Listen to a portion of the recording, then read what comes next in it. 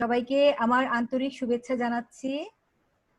আজকে তোমাদেরকে আমি পড়াবো বাংলাদেশ ও বিশ্ব পরিচয় বইয়ের ৯ম অধ্যায় জাতিসংঘ। জাতিসংঘ নিয়ে আমরা আজ আলোচনা করব।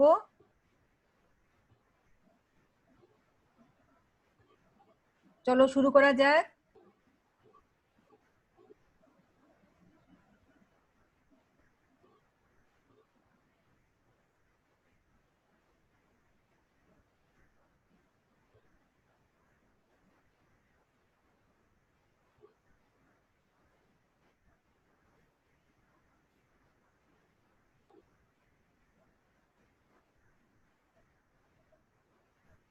অনেকদিন পর সবাইকে একসাথে দেখে অনেক ভালো লাগছে আমার। নিশ্চয়ই তোমরা ভালো আছো এবং স্বাস্থ্য বিধিগুলো মেনে চলছো।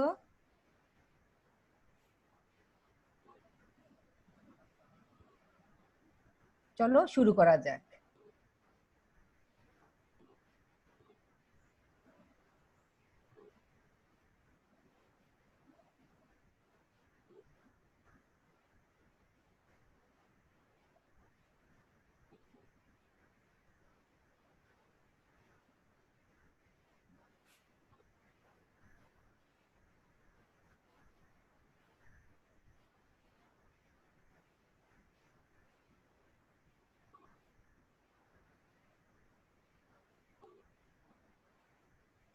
সবাইকে শুভেচ্ছা ও স্বাগতম জানাচ্ছি আমার ক্লাসে অংশগ্রহণ করার জন্য। আমি নার্গিস আফরোজ, সহকারী অধ্যাপক, অর্থনীতি, কুমিল্লা শিক্ষা বোর্ড সরকারি মডেল কলেজ।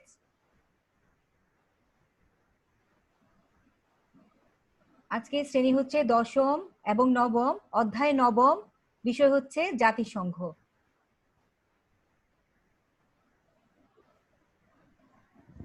উপরের ছবিতে কি দেখতে পাচ্ছ? একজন ভদ্রলোককে, কেমন? তিনি হচ্ছেন জাতিসংঘের মহাসচিব, সেক্রেটারি জেনারেল। হ্যাঁ, ওনার নাম কি তোমরা বলতে পারবে? ওনার নাম হচ্ছে অ্যান্থনিও গুতেরেস। উনি পর্তুগালের অধিবাসী এবং জাতিসংঘের বর্তমান মহাসচিব। আরো অনেক অনেক মহাসচিব ছিল। এবং তোমরা কি বলতে পারো জাতিসংঘের প্রথম মহাসচিবের নাম কি? জাতিসংঘের প্রথম মহাসচিবের নাম হচ্ছে ট্রিগ ভেলি। তারপরে আরো অনেক অনেক আরো বেশ কয়েকজন মহাসচিব এসছেন, হ্যাঁ, এবং ওনারা দায়িত্ব পালন করেছেন। তারা সাধারণত ৫ বছর দায়িত্ব পালন করে থাকেন। তোমরা নিশ্চয়ই বান কি মুনের নাম শুনেছ, বুট্রুস ঘালির নাম শুনেছ, পেরেজ দা কুয়েলার, হ্যাঁ, হেমারশেল্ড, ওনাদের নাম শুনেছ, এবং কোফি আনান, ওনার নামও শুনেছ। ওনারা সবাই ছিলেন জাতিসংঘের মহাসচিব। কেউ কেউ আবার দুবারও সব মহাসচিবের দায়িত্ব পালন করেছেন, যেমন বান কি মুন, উনি ছিলেন দক্ষিণ কোরিয়ার অধিবাসী। কেমন? একটু মনোযোগ দিয়ে সবাই শোনো। তারপর দেখি আমরা পরবর্তী স্লাইডে কি আছে। দেখো জাতিসংঘের শাখাগুলো, হ্যাঁ, মাঝখানে জাতিসংঘের লোগো আছে, কেমন? আবার চারিদিকে আছে ১ নাম্বার হচ্ছে সাধারণ পরিষদ, নিরাপত্তা পরিষদ, সচিবালয়, ওসি পরিষদ, আন্তর্জাতিক আদালত, অর্থনৈতিক এবং সামাজিক পরিষদ। এগুলি হচ্ছে জাতিসংঘের শাখা। তারপর দেখো এটা হচ্ছে জাতিসংঘের পতাকা, লোগো সমৃদ্ধ সম্বলিত পতাকা। কেমন? এই পতাকার একটা বৈশিষ্ট্য আছে, পতাকাটা একটু খেয়াল করলে বুঝতে পারবে। হালকা নীল রঙের একটি ফ্ল্যাগ এবং মাঝখানে দুপাশে হচ্ছে জলপাই পাতা। কেমন? দুপাশে জলপাই পাতা, জলপাই পাতা হচ্ছে শান্তির প্রতীক। এবং মাঝখানে আছে বিশ্ব ম্যাপ, হ্যাঁ, বা ওয়ার্ল্ড ম্যাপ। এখানে বিশ্বের 7টি মহাদেশ আছে। এটা হচ্ছে জাতিসংঘের তোমার পতাকা। কেমন?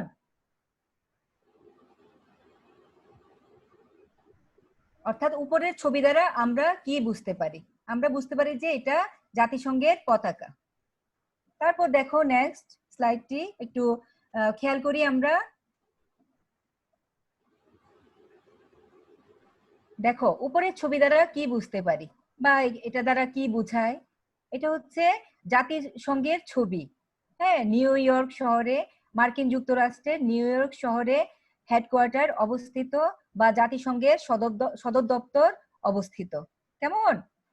তারপরে এটা হচ্ছে 24 তলা একটি বিল্ডিং, এর সামনে বিশ্বের বিভিন্ন দেশের পতাকা লাগানো আছে, পতাকা স্ট্যান্ডে পতাকা লাগানো আছে। হ্যাঁ, আমরা জানি যে বিশ্বে 195টি দেশ আছে, তার মধ্যে 193টি দেশ হচ্ছে জাতিসংঘের সদস্য। কেমন? আমাদের বাংলাদেশও জাতিসংঘের সদস্য। তারপর স্লাইডটি আমরা একটু খেয়াল করি। এটা হচ্ছে জাতিসংঘের সাধারণ পরিষদের অধিবেশন। কেমন? অধিবেশন বসেছে এবং সাধারণ পরিষদকে আমরা বিতর্ক সভাও বলতে পারি। এবং সাধারণ পরিষদে 193টি দেশের সদস্যরা বা প্রতিনিধিরা এখানে অংশগ্রহণ করে। বছরে একবার এই অধিবেশন বসে। কেমন? সাধারণ পরিষদের অধিবেশন বছরে একবার বসে। তারপর ছবিটি আমরা দেখি। এটা কিসের ছবি? কেউ বলতে পারো? হ্যাঁ, এটা হচ্ছে নিরাপত্তা পরিষদের ছবি। কেমন? জাতিসংঘের আরেকটা পরিষদ বা আরেকটা শাখা বা অঙ্গ, এটা হচ্ছে নিরাপত্তা পরিষদ। নিরাপত্তা পরিষদ খুবই গুরুত্বপূর্ণ এবং কার্যকরী একটা পরিষদ। এখানে 15টি সদস্য আছে, 15টি দেশ এর সদস্য। তার মধ্যে 5টি স্থায়ী সদস্য আর 10টি দেশ হচ্ছে অস্থায়ী সদস্য। কেমন? 5টি দেশ কি কি নামগুলো আমি তোমাদেরকে বলছি। 5টি দেশ হচ্ছে মার্কিন যুক্তরাষ্ট্র বা আমেরিকা, তারপরে হচ্ছে গ্রেট ব্রিটেন, তারপরে ফ্রান্স, রাশিয়া এবং চীন। কেমন? এই 5টি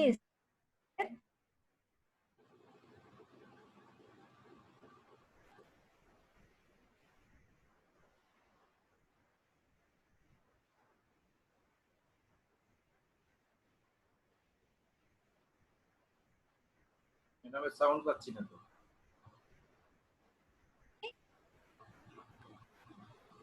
দেখো, আন্তর্জাতিক আদালত। এখানে যখন এক দেশ আরেক দেশের সাথে যুদ্ধে লিপ্ত হয় বা কোনো রকমের ভেজাল করে, হ্যাঁ, যেমন কেউ কারো নদী দখল করতে চায় বা ভৌগোলিক সীমারেখায় কি দখল, নিজেদের দখল ইয়ে করে আর কি। কেমন? নিজেদের দখল দাবি করে এবং সমুদ্র সীমা দখল করে নেয়, তখন কি করে আন্তর্জাতিক আদালত এটার মীমাংসা করে। বুঝতে পেরেছ? এটা হচ্ছে আন্তর্জাতিক আদালতের কাজ। কেমন? অর্থাৎ বিভিন্ন বিবাদ মীমাংসা করা হচ্ছে আন্তর্জাতিক আদালতের কাজ। তারপরে স্লাইডটি দেখি আমরা। জাতিসংঘের শাখাসমূহ।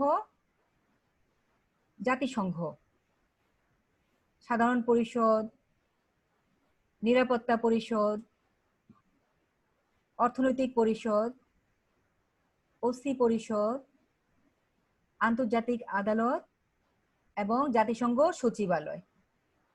কিছুক্ষণ আগেও তোমাদের সাথে এগুলো নিয়ে আলোচনা করেছি। এবার দেখো জাতিসংঘের সংস্থা সমূহ। কিছু অর্গানাইজেশন বা সংঘ আছে বা সংস্থা আছে। 1 নম্বরে IMF, 2 নম্বর ILO। IMF দিয়ে কি বোঝায়? IMF দিয়ে বোঝায় ইন্টারন্যাশনাল মনিটারি ফান্ড বা অর্থ তহবিল। কেমন? আন্তর্জাতিক অর্থ তহবিল। ILO দিয়ে বোঝায় ইন্টারন্যাশনাল লেবার অর্গানাইজেশন বা আন্তর্জাতিক শ্রম সংস্থা। 3 নম্বর হচ্ছে ইউনেস্কো। হ্যাঁ, ইউনেস্কো দিয়ে কি বোঝায়? আমি বলছি, United Nations Educational, Scientific and Cultural Organization. কেমন? তারপরে হচ্ছে হু, ওয়ার্ল্ড হেলথ অর্গানাইজেশন বা বিশ্ব স্বাস্থ্য সংস্থা। তারপরে হচ্ছে UNICEF, United Nations children's emergency fund, শিশুদের তহবিল, জাতিসংঘ শিশু বিষয়ক তহবিল। তারপরে হচ্ছে ইউনিফেম, তারপরে হচ্ছে ইউএনএফপিএ, তারপর হচ্ছে ইউএনএইচসিআর, এটা শরণার্থী বিষয়ক সংস্থা। কেমন? এগুলো হচ্ছে বিভিন্ন জাতিসংঘের বিভিন্ন সংস্থা, এগুলো বিশ্বের বিভিন্ন দেশে উন্নয়নমূলক কাজ করে থাকে। কেমন? এই সংস্থাগুলো। তারপরে স্লাইডটি আমরা পর্যবেক্ষণ করি। জাতিসংঘ কি? দেখো, জাতিসংঘ সংজ্ঞাটা আমরা একটু জেনে নেই। প্রথম বিশ্বযুদ্ধের ব্যাপকতা ও ভয়াবহ ধ্বংসলীলার কারণে সমগ্র বিশ্বের জাতি একত্রিত করার উদ্দেশ্যে 1920 সালের 10ই জানুয়ারি লিগ অফ নেশনস প্রতিষ্ঠা করা হয় বা প্রতিষ্ঠিত হয়। কেমন? এটা প্রথম বিশ্বযুদ্ধের সময়। প্রথম বিশ্বযুদ্ধ কত সালে হয়েছিল তোমরা কি জানো? প্রথম বিশ্বযুদ্ধ হয়েছিল 1914 সাল থেকে 1918 সাল পর্যন্ত। এই কয়েক বছর প্রথম বিশ্বযুদ্ধ সংঘটিত হয়েছিল। এই তখন যুদ্ধ মানে কি? যুদ্ধ মানে কি সবকিছু খুব সুন্দর সাবলীল বা শান্তিপূর্ণ ভাবে আছে? না, মোটেই নয়। কেমন? যুদ্ধ মানে সব ধ্বংসস্তূপের মাঝে আমরা দাঁড়িয়ে আছি।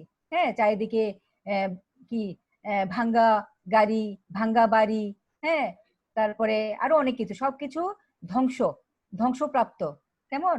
এই সমস্ত জিনিসগুলো আমাদের পাশে থাকবে যখন যুদ্ধ সংঘটিত হবে। কেমন? তো সব জাতিকে একত্রিত করার উদ্দেশ্যে 1920 সালের 10ই জানুয়ারি লিগ অফ নেশনস প্রতিষ্ঠিত হয়। কেমন? কিন্তু লিগ অফ নেশনস এর সাংগঠনিক দুর্বলতা ছিল, আরো নানা রকম অসুবিধা ছিল, যেটা মানে বিশ্বের সব জাতিকে একত্রিত করতে পারেনি। কেমন? যার ফলে তার 21 বছর পর দ্বিতীয় বিশ্বযুদ্ধ যখন শুরু হয়, কত সালে? 1939 সালে। 1939 সাল থেকে 45 সাল পর্যন্ত দ্বিতীয় বিশ্বযুদ্ধ চলে, এত দীর্ঘ সময় ধরে। কেমন? প্রায় 6 বছর ধরে। এই যুদ্ধে যে ভয়াবহ ক্ষতি হয় বিশ্ববাসীকে তা নাড়া দেয়। কেমন? অনেক ক্ষতি হয়, যেমন জাপানে, হ্যাঁ, জাপানের সবচাইতে বেশি ক্ষতি হয়। কেমন? যেমন হিরোশিমা নাগাসাকিতে, হ্যাঁ, বোমা বিস্ফোরিত হয়। হ্যাঁ, কত সালে? 1945 সালের 6ই আগস্ট। কেমন? প্রায় শেষ পর্যায়ে, ঠিক না? মানে দ্বিতীয় বিশ্বযুদ্ধের শেষ পর্যায়ের দিকে আর কি, তখন জাপানে বোমা নিক্ষিপ্ত হয় আর কি, অ্যাটম বোমা। কেমন? তো কত কত তারিখে? 6 তারিখে। হ্যাঁ, হিরোশিমাতে প্রথম বোমাটি নিক্ষিপ্ত হয়। এটার নাম হচ্ছে লিটল বয়। কেমন? লিটল বয় মানে ছোট্ট বালক। আসলে যে এটা কতটা পাওয়ারফুল বালক ছিল তা সহজেই অনুমেয়। কেমন? Little boy. তার ঠিক 3 দিন পরে নাগাসাকিতে, জাপানের আরেকটি শহর, নাম হচ্ছে নাগাসাকি, হ্যাঁ, ওখানে ফ্যাটম্যান নামের আরেকটি বোমা, অ্যাটম বোমা নিক্ষিপ্ত হয়। অর্থাৎ আমেরিকা কি করে? নিক্ষেপ করে। কেমন? ফলে তোমরা তো এর ইতিহাস এখনো জানো, ঠিক না? এখনো ওখানে রেডিয়েশন হচ্ছে। কেমন? আমরা তো জেনেছি ছোটবেলা, তোমরাও জানো এটার, হিরোশিমা এবং নাগাসাকি সম্পর্কে, ঠিক না? আচ্ছা, তারপরে দেখো, এর প্রেক্ষিতে 1945 সালের 24 অক্টোবর জাতিসংঘ আন্তর্জাতিক সংগঠন গড়ে তোলেন।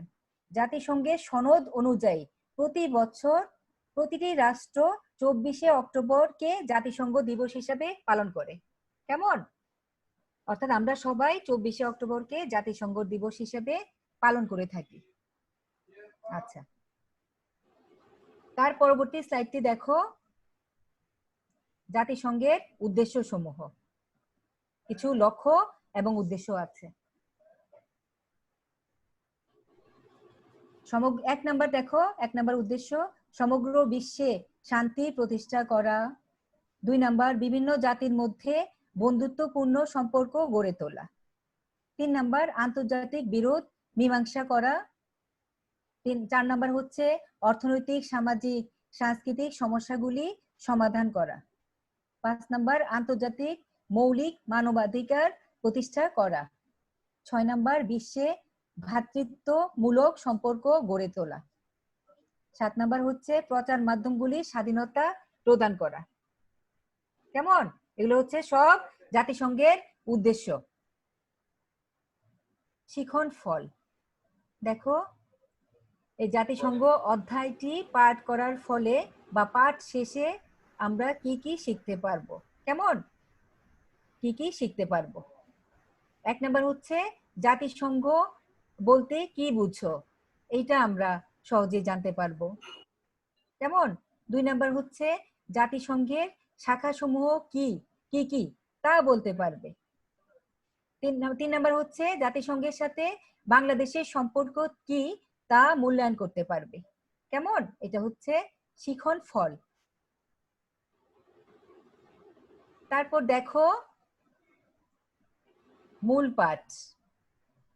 আজকের পাঠের বিষয় জাতিসংঘ কি, জাতিসংঘের শাখাসমূহ কি কি, জাতিসংঘের সাথে বাংলাদেশের সম্পর্ক কি। কেমন? জাতিসংঘ তো বিশ্বের বিভিন্ন দেশে কাজ করছে, করছে না? করছে, সব দেশে কাজ করছে, আমাদের দেশেও কাজ করছে। এবার দেখো দলীয় কাজ, অর্থাৎ তোমরা দলে দলে যে কাজটি করতে হবে সেটা আর কি। ক দল, জাতিসংঘ বলতে কি বুঝো? হ্যাঁ, এটা লিখবে তোমরা নোটবুকের মধ্যে। খ দল, জাতিসংঘের শাখা সমূহ কি কি, এগুলো লিখবে সুন্দর করে, খাতার মধ্যে তোমরা লিখবে। তারপর দেখো একক কাজ, একা একা বসে বসে সময় নষ্ট না করে তোমরা কি কি কাজ করতে পারো দেখো। জাতিসংঘের সাথে বাংলাদেশের সম্পর্ক কি ব্যাখ্যা করো। কেমন? এই যে একা একা বসে বসে তোমরা টেবিলে, তোমার পড়ার টেবিলে বসে বসে পড়তে পারো। হ্যাঁ, এই অধ্যায়টা নিয়ে ইয়ে করতে পারো, মনোযোগ দিয়ে পড়তে পারো এবং কিছু লিখতে পারো। কেমন? অবজেক্টিভ গুলিও লিখতে পারো।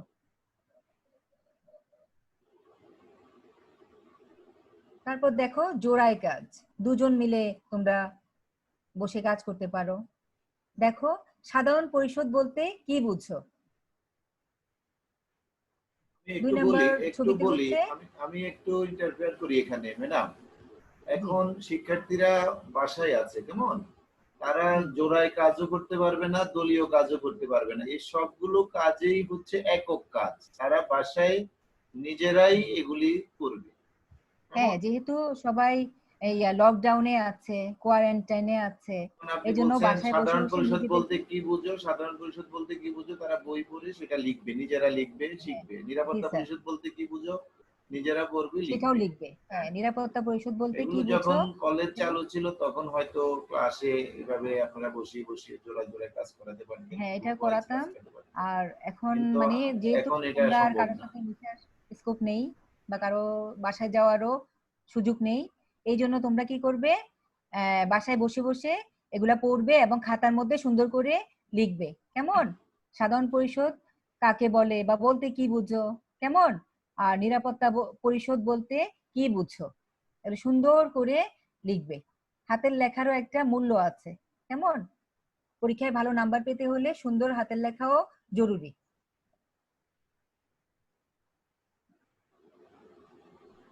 দেখো মূল্যায়ন, এখানে কিছু অবজেক্টিভ কোশ্চেন আছে, সেগুলো আমরা সলভ করি। জাতিসংঘ কত সালে প্রতিষ্ঠিত হয়? 1945 সালে। কেমন? ঘ নাম্বারটা হবে অ্যান্সার। জাতিসংঘের শাখা কয়টি? হ্যাঁ, এখানে 6টি।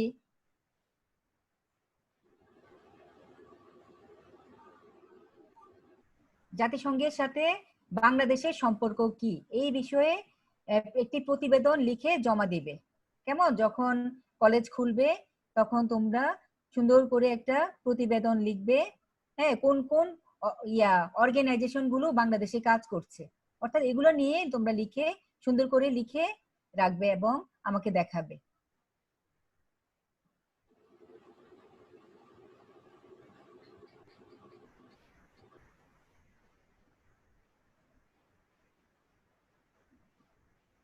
সবাইকে ধন্যবাদ আমার সাথে থাকার জন্য এবং এই ক্লাসটি করার জন্য। এখন দেখি বাচ্চাদের সাথে কথা বলি, যেহেতু সময় আছে। কেমন? স্ক্রিন শেয়ারটা অফ করে দেন।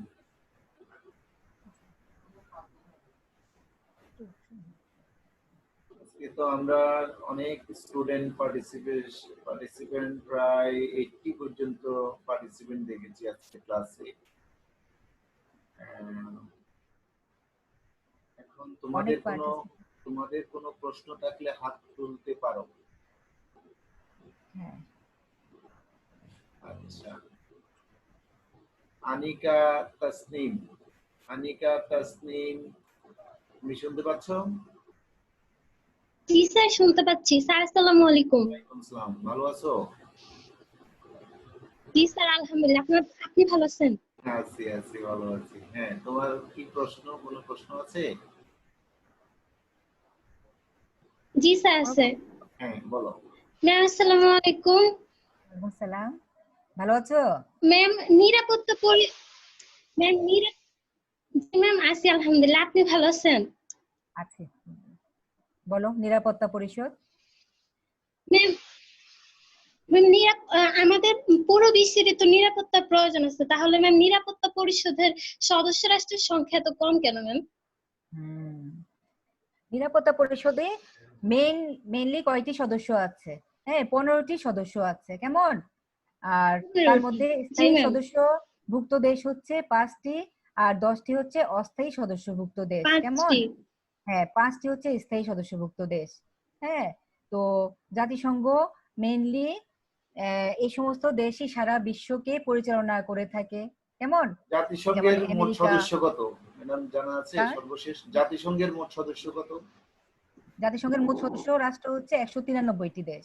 193টি দেশ। 193টি দেশ হচ্ছে জাতিসংঘের না, সদস্য। ওর প্রশ্ন হলো যে সারা বিশ্বে এখন নিরাপত্তা সংকট জড়িত, তো সেখানে নিরাপত্তা পরিষদে আপনি প্রথমে বললেন 5 জন হলো স্থায়ী, কেমন, আর 15টা হলো সাধারণ সদস্য। এত কম কেন? ওর মনে এই প্রশ্নটা আসছে। হ্যাঁ, মনে প্রশ্নটা আসছে। হ্যাঁ, এই প্রশ্ন তো আমাদের সবার মনেই থাকা উচিত, ঠিক না? সবাই তো সারা পৃথিবীর মানে বিভিন্ন দেশেরই তো নিরাপত্তার দরকার আছে, ঠিক না? হ্যাঁ, তো এখানে আসলে কিছু ব্যাপার আছে। হ্যাঁ, যে সমস্ত দেশ ধনী দেশ, যাদের প্রভাব প্রতিপত্তি আছে, ওই সমস্ত দেশগুলি, দেখো না, 5টি দেশের কথা আমি বলেছি। আমেরিকা, হ্যাঁ, পরাশক্তি সবকিছুতেই এগিয়ে আছে, 1 নাম্বার পজিশনে আছে, ঠিক না? আর আমাদের দেশের পজিশন দেখো তোমরা। হ্যাঁ, সবাই তো আর সবকিছু হতে পারে না, ঠিক না? সবাই সবকিছু হতে পারে না। সবাই সদস্য, আর কিছু কিছু কমিটিতে তো সদস্যের সংখ্যা এত বেশি থাকে না। যেমন আমাদের পার্লামেন্টে অনেকগুলো কমিটি আছে, ওখানে সদস্য সংখ্যা কমই থাকে। তো এগুলো নির্দিষ্ট নিয়ম কানুন আছে এবং রেজুলেশন আছে। সেই রেজুলেশন অনুযায়ী কারা সদস্য হতে পারবে সেই নিয়ম কানুন অনুযায়ী হচ্ছে। তো সেই ক্ষেত্রে সব সংগঠনে সবাইকে অন্তর্ভুক্ত করা যায় না। সেই জন্যই কোনো কোনো সংগঠনে 15 জন, কোনোটাতে 10 জন, কোনোটাতে 5 জন। এটা জাতিসংঘের আমার মনে হয় রেজুলেশনে সেভাবেই বলা আছে আর কি। কারা রুলস আছে, মনে হয় রুলস আছে। হ্যাঁ, রুলস আছে। ওই রুলস অনুযায়ী কোন কোন রাষ্ট্র কি কি যোগ্যতা থাকলে তারা সদস্য হতে পারবে, সেই রুলস রেজুলেশন অনুযায়ী এগুলি হয়, সংগঠনগুলো হয়। আর কারো কোনো প্রশ্ন আছে? স্যার, আমার আরেকটা প্রশ্ন ছিল। হ্যাঁ, বলো। স্যার, আপনি গতকালকে বলছিলেন যে এবার থেকে আমাদের বার্ষিক পরীক্ষার উপর ভিত্তি করে সিলেবাস অনুযায়ী আমাদের ক্লাস নেওয়া হবে। তাহলে স্যার আমরা কি এখন বার্ষিক পরীক্ষার যে সিলেবাস আছে ওই অনুযায়ী আমাদের পড়াটা কমপ্লিট করব? হ্যাঁ, অবশ্যই। যেহেতু এখন এই মুহূর্তে আমাদের একটা শিক্ষা প্রতিষ্ঠান বন্ধ, সুতরাং আমরা শুধু হাফ ইয়ারলি নিয়ে বসে থাকলে হবে না। অর্থাৎ হাফ ইয়ারলি এবং ইয়ারলি উভয় সিলেবাসে আমাদের পড়াশোনা করতে হবে। আমরা মোটামুটি যখন স্কুল চালু ছিল তখন হাফ ইয়ারলির প্রায় কোর্স কিন্তু শেষ হয়ে গেছে। সুতরাং ইয়ারলির প্রিপারেশনও তোমাদেরকে নিতে হবে। আমরা শিক্ষা প্রতিষ্ঠান যদি দীর্ঘদিন বন্ধ থাকে তাহলে তো শুধু হাফ ইয়ারলি সিলেবাস নিয়ে বসে থাকলে হবে না। কারণ এখন বন্ধ থাকবে, শিক্ষা থাকার পর এটা তো আমরা বুঝতে পারছি না, সেজন্য আমরা আগাম প্রস্তুতি নিচ্ছি যে আমরা ইয়ারলি পড়াটাও এগিয়ে ফেলবো। কারণ আমি ওই সেদিন লাইভ ফেসবুক লাইভেও বলেছি যে আমরা সময় আমাদেরকে সবকিছু কভার করবে না, আমরা সময় পাবো না, আমরা ইচ্ছে করলেও। এই জন্যই আমরা এখন তোমাদেরকে অনলাইন ক্লাস চালু করে দিয়েছি। আমরা জানি যে ওই সময় যদি আমরা সকাল বিকাল ক্লাস দিই তাও হয়তো আমরা সিলেবাস শেষ করতে পারবো কিনা সন্দিহান, সেজন্যই আমরা অনলাইন ক্লাস চালু করে দিয়েছি। তোমাদেরকেও বলছি তোমরাও পুরো সিলেবাস পড়া শুরু করো, যেহেতু বন্ধ আছে, অপূর্ণ সময় আছে, সেজন্য। ক্লিয়ার? আচ্ছা স্যার। জি স্যার, ধন্যবাদ আপনাকে। আসসালামু আলাইকুম। পরিস্থিতি তো আর বুঝতে পারছি না, না এমন হতে পারে। আমি সব কথা এখন বলবো না, সময়ের প্রেক্ষিতে অনেক কিছুই দৃশ্যমান হবে। এখন যতটুকু বলেছি ততটুকুতে সীমাবদ্ধ থাকবে, ঠিক আছে? জি স্যার, ধন্যবাদ। আসসালামু আলাইকুম। আচ্ছা, ওয়ালাইকুম আসসালাম। আর কেউ কিছু বলবা? আজকে তোমরা অনেকে অংশগ্রহণ করেছো, এই জন্য অনেক অনেক ধন্যবাদ। এবং আমার তোমরা যদি বেশি বেশি ক্লাসে উপস্থিত থাকো তাহলে টিচাররা কিন্তু উৎসাহিত হবে, কারণ মানে ভালো লাগবে। সেজন্য তোমরা এই অনলাইন ক্লাসগুলো আমরা সীমিত আকারে হয়তো এত ব্যাপক দিতে পারছি না, তারপরেও তোমরা এই ক্লাসগুলোতে অংশগ্রহণ করবে। আর এখন কিছু ক্লাস তো বেড়ে গেল, 9 এর ক্লাসে যারা 10 এবং 9 একসাথে ক্লাস হচ্ছে। সুতরাং ক্লাস 10 এর ক্লাস থাকলে 9ও তোমরা জয়েন করছো, ক্লাস 9 এর ক্লাস থাকলে 10 জয়েন করছো। সুতরাং এই ক্ষেত্রে তোমাদের ক্লাস কিছু বেড়ে গেছে, কেমন? আর তোমাদের পার্টিসিপেশন যদি বাড়ে তাহলে আমরা ক্লাস বাড়াতে থাকবো। আচ্ছা, আজকে কিন্তু আর এদেরই আরেকটা ক্লাস আছে দেবব্রত চক্রবর্তীর, উনি কি আছেন লাইনে? এটা হচ্ছে স্যার ওই যে কমার্সের সাথে, কমার্সের ওদের যারা কমার্সে, কিন্তু এদেরই তো এই ক্লাস 9 এর। এই শ্রেণীর। হ্যাঁ হ্যাঁ। ও আচ্ছা আচ্ছা, সায়েন্সের সবাই। আচ্ছা, তোমরা কি আর কেউ কিছু বলবা? মেহজাবিন। হ্যাঁ আচ্ছা ঠিক আছে, মেহজাবিন বলবে। হ্যাঁ মেহজাবিন বলো, বলো। আচ্ছা আচ্ছা, তোমার দেখি দেখি। হ্যাঁ, তুমি কথা শুনতেছো না? মেহজাবিন বলো। বলো, তোমার ওখানে সমস্যা, আমার এখানে কোনো সমস্যা নেই।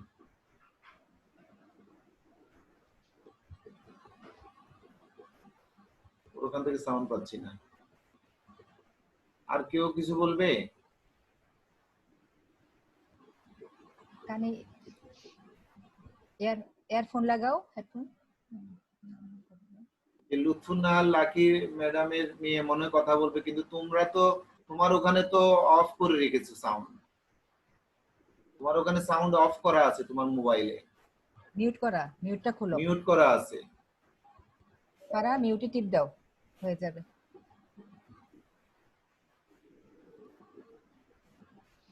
প্রযুক্তি জানতে হবে, প্রযুক্তি না জানলেও সমস্যা। নিচে ক্লিক করো, হয়ে যাবে, দেখবা। আর কেউ কথা বলতে চাও?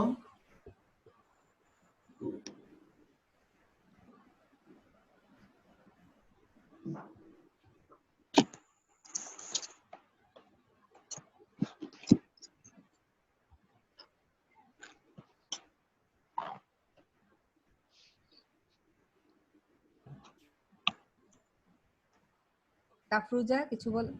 তাফরুজা কিছু বলো। কে কে? তাফরুজা, এটা মিউট করা। কয়টা বাজে এখন? আরো 9 মিনিট, 10 মিনিটের মতো আছে, প্রশ্ন করতে পারে ইচ্ছা করলে। 10 মিনিট সময় আছে, হ্যাঁ অসুবিধা নেই। তোমরা কথা বলো, প্রশ্ন থাকলে বলো, কোনো পরামর্শ থাকলে বলো। আচ্ছা, আমরা তোমাদেরকে যেটা বারবার বলার চেষ্টা করছি, তোমরা তোমাদের এই যে নামটা রিনেম দিয়ে তোমাদের নিজেদের নাম এবং রোল নাম্বারটা লিখে নিবা। এবং তোমরা কোনো অবস্থাতেই তোমাদের যে আইডিটা আমি দিয়েছি এই আইডি এবং পাসওয়ার্ড কাউকে দিবা না, অন্য কাউকে দিবা না। ঠিক আছে?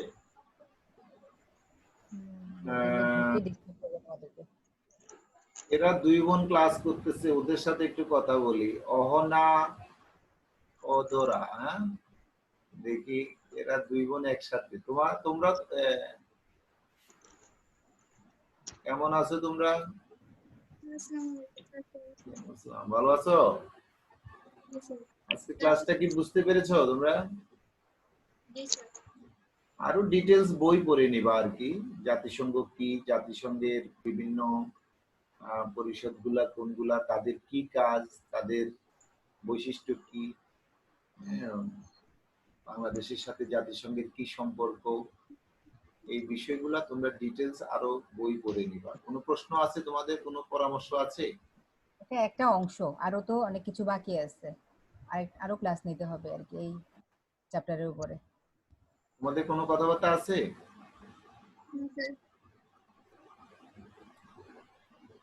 প্রশ্ন থাকলে করো, তোমরা যদি মনের মধ্যে কোনো প্রশ্ন থাকে করতে পারো।